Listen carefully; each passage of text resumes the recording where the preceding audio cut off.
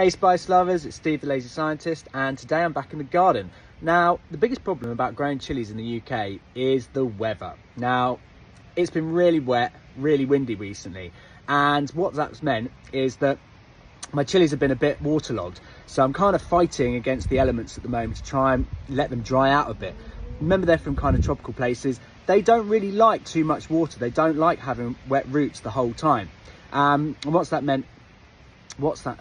that has meant even is that I haven't really been able to feed them recently, because that would be again adding more water. So I'm trying to keep them out of the rain at the moment, move them in and out. But got some little baby 7-pot primos.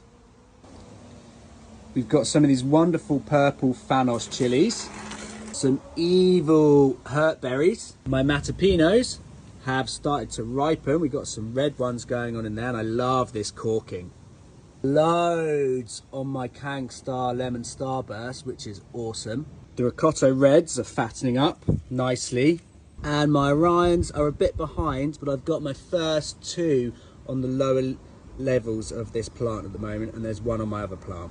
So yeah, looking really, really good. Super happy, and hopefully we'll get a bit more sun.